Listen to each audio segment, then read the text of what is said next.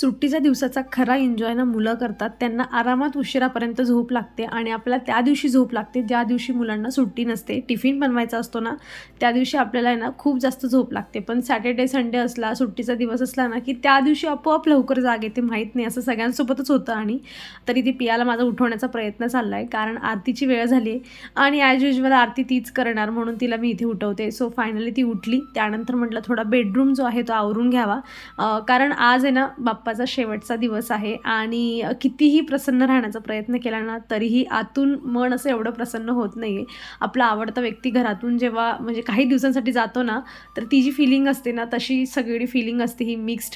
आणि त्यामुळे म्हटलं चला कामांना हळूहळू सुरुवात करूया. सो आधी बेडरूम इथे क्लीन करते आणि प्रत्येक टिपिकल फॅमिलीसारखं नवीन बेडशीट घेतली आहे. बेडशीट तर अंथरली आहे बेडवर, पण तुम्ही पिलो बघू शकतात, पिलो कवर काढून घेतले की जेणेकरून खराब व्हायला नको म्हणून. तर चला हे काम माझं आवरून झालेलं आहे. आणि पियाचे पप्पा गेले होते फ्लावर्स वगैरे आणण्यासाठी आणि त्यांना एवढ्या स्वस्तामध्ये फ्लावर्स मिळाले. आणि त्यामध्ये महत्त्वाचं म्हणजे ना गुलाबाचे फुलं इतके त्यांनी दिले होते, म्हणजे 50 रुपीजमध्ये हे सगळे फ्लावरसोबत गुलाबाचे फुलं पण एवढे सगळे मिळाले. तर इतकं छान वाटलं मला. म्हटलं किती छान झालं ना हे, काश मी त्याच दुकानावर याच्या आधी पण गेली असते, म्हणजे मला एवढे छान फ्लावर गणपती बाप्पाला रोज रोज देता आले असते. आणि आज मला ते सगळं करायचं आहे बाप्पासाठी, जे काही मिसिंग होतं किंवा जास्त लाडात ठेवायचं आहे. आज जास्त जे आहेत ना गोष्टी करायच्या आहे बाप्पासाठी, जेणेकरून आजचा दिवस पूर्ण भरभरून मेमरीमध्ये राहिला पाहिजे. आणि मॅक्स टू मॅक्स आनंद जो आहे तो इथे जो म्हणजे सेलिब्रेट एक करण्याचा प्रयत्न चाललेला आहे. जे मन आतून दुखलं आहे ना त्याला थोडं जे आहे एक दुसऱ्या पद्धतीने जे आहे हँडल करण्याचा प्रयत्न इथे चालला आहे.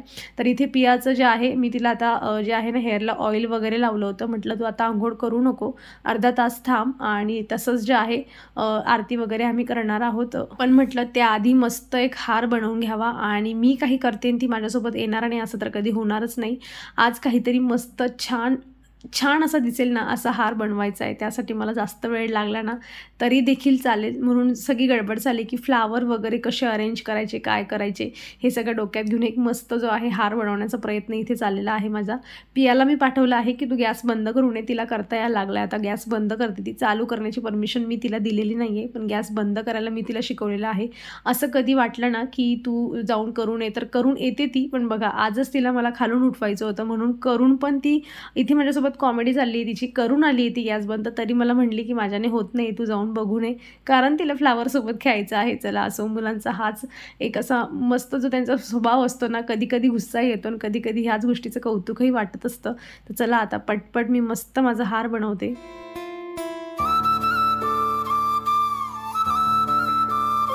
हार बनवून झाल्या लगेच बाप्पाला जो आहे तो इथे मी घातलेला आहे आणि मस्त बनला. आणि गुलाबाची फुलं असली ना की खूप जास्त ब्राईट वाटतं.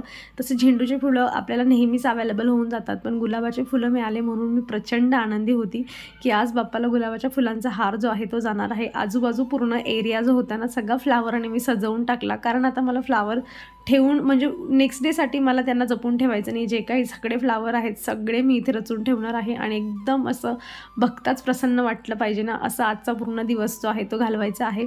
सो हे सगळं झाल्यानंतर जे आहे आम्हाला आरती करून घ्यायची आहे. जनरली पियाच करत असते आरती, पण मी ना म्हटलं तू आज आंघोळ केली नाही आहे तर मला करू देत आरती. आणि मी अशा पद्धतीने पियाची आरती जी होती ती मी करून घेतली. सो हा जो एक इतका म्हणजे आनंदाचा क्षण असतो ना जेव्हा आरती करणं, बाप्पाच्या डोळ्यात डोळे टाकून बघणं आणि सतत त्याच्याकडून काही ना काही मागत राहणं. आणि मन म्हणजे त्याच्याकडे डोळ्यांमध्ये बघूनच मन इतकं प्रसन्न असतं ना की कायच सांगायचं. आणि ज्या गोष्टीची वाट बघत होती मी काल परवापासून, फायनली ती गोष्ट जी आहे उजाडलेली आहे. मी मुद्दामून थांबली होती, कारण हे जे फूल होतं ना पूर्णपणे उमललेलं नव्हतं, म्हणून म्हटलं जरा याच्यावर ऊन पडलं ना की छान उमलेल, म्हणून मी जरा थांबली होती. आणि आता 9:30च्या आसपास झाले, तर त्या उन्हामुळे छान ब्लूम झालं आहे, म्हणून म्हटलं आता याला तोडूया आणि आता बाप्पापर्यंत जे आहे वाहूया. नाही तर आरतीच्या पहिलेच मी याला वाहिलं असतं, पण मग उन्हामुळे ते एवढं जास्त छान ब्लूम झालेलं नव्हतं. सो बाकीचे जे काही या कटिंग्स मम्मीकडून आणल्या होत्या बघा मी, यांनाही आता फ्लावरिंग व्हायला सुरुवात झालेली आहे, म्हणजे त्यांचे रूट्स जे आहेत छान डेव्हलप व्हायला सुरुवात झालेली आहे. आता फर्टिलायझर फर्टिलायझरची जेवढी त्यांना घालण्याची गरज आहे, म्हणजे येत्या दिवसांमध्ये भरपूर त्याच्यामध्ये फ्लावर जे आहेत ते बघायला मिळतील. सो चला, पहिल्यांदा मी जास्वंद माझं कट करते. कितके जास्वंद आले तुम्ही सगळ्यांनी बघितलेले आहेत. माझ्या झाडाला एकाच झाडाला भरपूर जास्वंदाची फुलं आलेली आहेत, पण मी एकही दाग कधीही कट केलेला नाही त्याला. पण आज बाप्पासाठी डिझर्व तर करतोच बाप्पा. एवढं छान जास्वंद जे आहे आणि मस्त दिसतं असं. त्याचं आवडतं फ्लावर आहे बाप्पाचं, त्यामुळे त्याच्यापर्यंत हे पोहोचलंच पाहिजे आणि आपल्या गार्डनमधलं बाप्पापर्यंत पोहोचलं म्हणजे त्याचा आनंद काहीतरी वेगळा असतो. तो चला, हा एक आजचा शेवटचा फायनल जो आहे बाप्पाचा लूक आहे.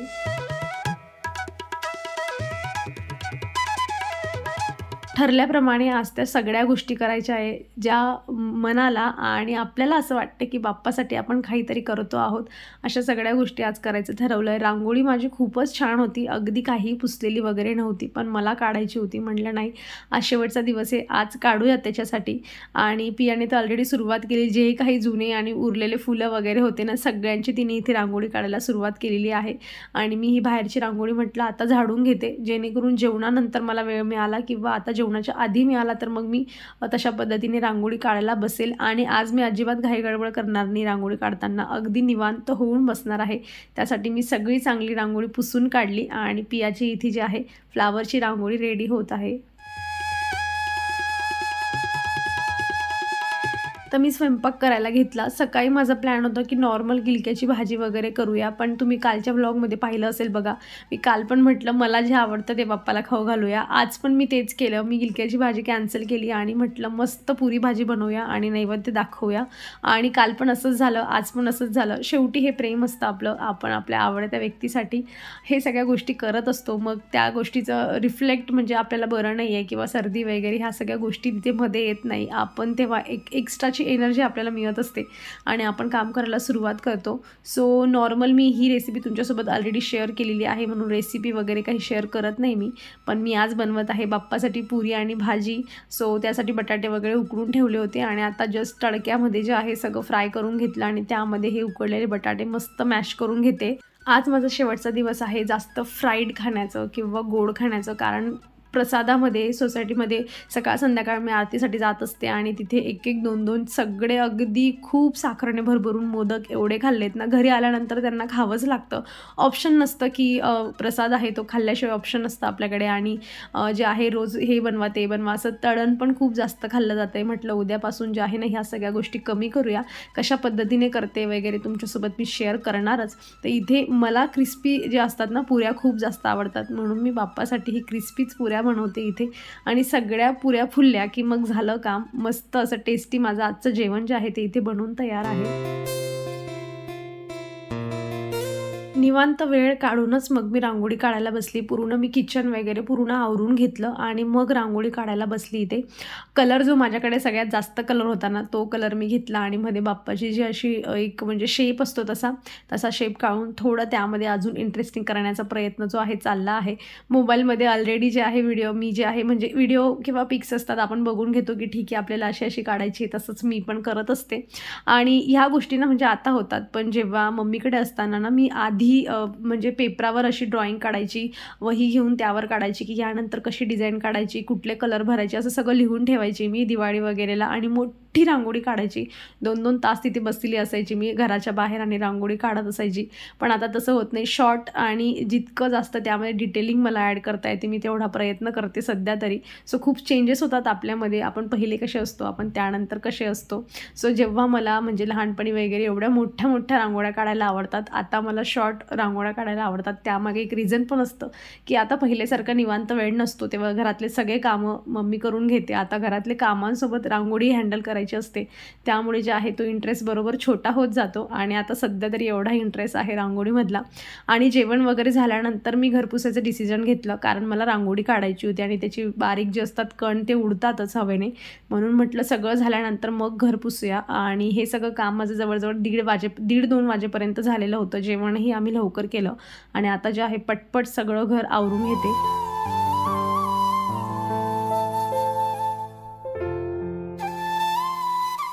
बाप्पाच्या विसर्जनासाठी आम्ही तयार झालेलो आहोत ऑलमोस्ट. आणि याचा मी कशी तयार झाली ना, यावर मी कालच्या दिवशीच एक जे आहे मिनी व्लॉग शेअर केला होता. तुम्ही पाहिला नसेल तर नक्की चॅनलवर जाऊन चेक करा. आणि पिया म्हणजे बऱ्याच ज्या गोष्टी आहेत ना, पिया आता स्वतःच करायला लागली. हेअर कोम स्वतःच करते ती, आणि लिपस्टिक पण लावून आली होती तोडकी मोडकी कशी तरी. म्हटलं मी जरा व्यवस्थित करून देते. सो ती कॉम्पॅक्ट वगैरे पण पावडर लावायचं असलं की स्वतःच्या हाताने व्यवस्थित लावून घेते, आणि कुठला बेल्ट वगैरे काय चूज करायचं सगळं तिचंच ती करत असते. सो एवढं एक जी गोष्ट आहे, मुलं जसे मोठे झाले ना तशा त्यांच्या ज्या म्हणजे गोष्टी असतात ना, ते हळूहळू कमी व्हायला लागतात आणि आपल्याला वेळ मिळतो. सो तिचा मूड मला जरा हॅपी करण्यासाठी, कारण तिचं कालपासून चाललं आहे मला बाप्पाला नाही जाऊ द्यायचं आहे, म्हणून मी तिला अगदी आनंदी करण्याचा प्रयत्न करते की दिस इज नॉर्मल थिंग, पुढच्या वर्षी बाप्पा परत येतील. आणि तिला समजवण्यासाठी एक मस्त असं उत्तर मला मिळालं की ह्या जागेवर तुझी TV परत येणार आहे, त्यामुळे तुला बाप्पाला आनंदीने जाऊ दे, म्हणजे आपण लवकर इथे TV ठेवू. आणि अशा पद्धतीने ती जरा जे आहे नॉर्मल झाली की ठीक आहे बाप्पा जातील आणि पुढच्या वर्षी आपण याच्यापेक्षा पण छान छान मस्त डेकोरेशन करू आणि मग बाप्पा येतील. अशा गोष्टी ज्या आहेत ते तिला मी सांगितलेल्या आहे, आणि म्हणून ती जरा हॅपी झाली आहे. आणि आमच्या आधीनं तिच्या मैत्रिणीच्या घरचं पण बाप्पांचं विसर्जन झालं, त्यामुळे तिला असं वाटते की ठीक आहे सगळ्यांचेच जात आहे, आणि मैत्रिणीकडचा पण गेलेला आहे. सो आपला बाप्पा पण जाणार, पुढच्या वर्षी आपल्या सगळ्यांच्या घरी येतील आणि परत हीच सगळी मज्जा करू, असं काहीसं तिला समजवण्याचा प्रयत्न केलेला आहे. आणि आता हे लास्ट आमची आरती आहे घरातून, यानंतर जे आहे आम्ही विसर्जनासाठी निघणार आहोत.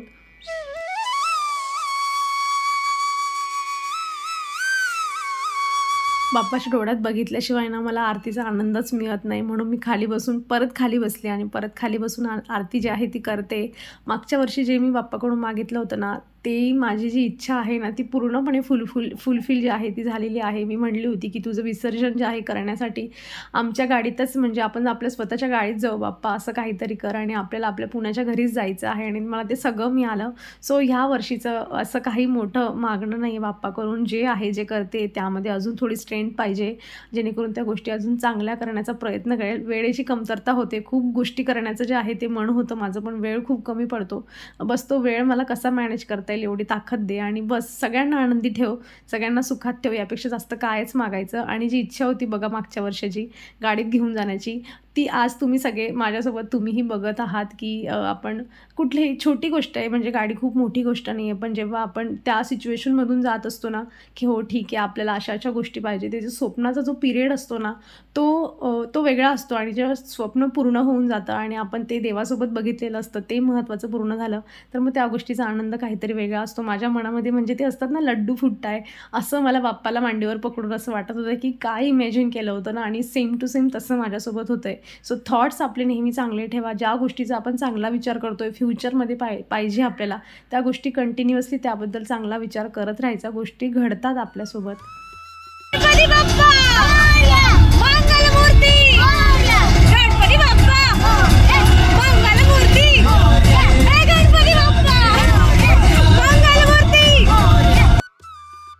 तसं पाहिलं ना तर फक्त ही मूर्ती असते, पण आपल्या भावना एवढ्या जुळून जातात ना त्या मूर्तीसोबत, तर नाही वाटत, म्हणजे नको वाटतं आपल्याला सोडायला की नाही जावं. आणि असं कधी कधी वाटतं की ही जी परंपरा चालली आहे ना विसर्जनाची, ही काहीतरी यामध्ये चेंजेस यावे आणि बाप्पा नेहमी आपल्यासोबतच राहावा.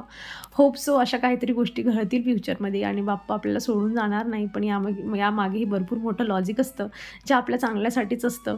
सो चला आता बाप्पाचं विसर्जनासाठी आम्ही चाललेलो आहोत इथे. आणि पियाला बघा किती तुरतुर चालते, ही एवढी एनर्जी आली तिला. आणि मला असं वाटते की ही तिचा म्हणजे पलाजो असते की तो हे असतो त्याच्यात पाय अटकून पडेल की काय, पण नाही, तिला पाहून मला पण अजून एनर्जी येते. सो मला तर एवढंच आहे सध्या तरी की ठीक आहे, ती रडत वगैरे नाही आहे. लास्ट वर्षी म्हणजे तिला डोळ्यात सुद्धा तिचं रडणंच चालू झालं होतं की नाही आपण का टाकला इथे, का विसर्जन केलं वगैरे.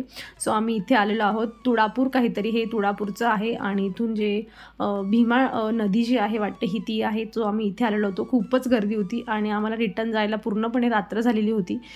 सो इथे आलो आणि यानंतर जे आहे बाप्पाची आरती वगैरे व्यवस्थित करणार आहोत. सध्या तरी लोकेशन शोधतोय की जिथे शांततेत आपल्याला व्यवस्थित आपल्या मनासारख्या गोष्टी करता येतील, जेणेकरून जे आपल्याला पाहिजे ते आपण सगळं आरती वगैरे असं निवांत करू शकतो. सो हवा वगैरे खूप इथे चालली होती. आणि सगळ्यात महत्त्वाचं म्हणजे हा जो आजूबाजूचा कचरा असतो ना, तर हे आपणच येऊन करत असतो. त्यामुळे ट्राय करा की नेक्स्ट टाईम आपण जेव्हा येऊ किंवा आता पण ट्राय करायचं की थोडा कचरा कमी झाला पाहिजे, जेणेकरून पुढच्या वर्षी जेव्हा आपण विसर्जनासाठी येऊ तेव्हा अशा गोष्टी बघायला मिळणार नाही. मी तर घरीच विसर्जन करणार आहे आणि मी बाप्पाला पुढच्या वर्षी शाडू मातीचाच आणेल आणि मग माझ्याकडेच ठेवणार. मी नाही येणार असं कधी विसर्जन करायला यापुढे. सो चला, मन तर खूप भरून आलं आहे. ॲक्च्युली मी व्हॉईस ओव्हर देते तरी मला ती सेम फिलिंग येते जे मला तिथे बघताना वाटत होतं की नाही जायला पाहिजे बाप्पा माझ्याकडून दूर. प्रत्येक वर्षासारखं मी ह्या वर्षी पण रडले आणि गुपचूप का असेना मला येतं रडायला. मला नको वाटतं बाप्पाला सोडावंसं. असं तुमच्याही फिलिंग माझ्यासारख्याच असतील आणि पुढच्या वर्षी अजून खूप छान छान मेमरीज क्रिएट करूया बाप्पासोबत. सो बाय बाय बाप्पा, पुढच्या वर्षी लवकर या. आणि चला, मी व्हिडिओ संपवते इथे. बाय.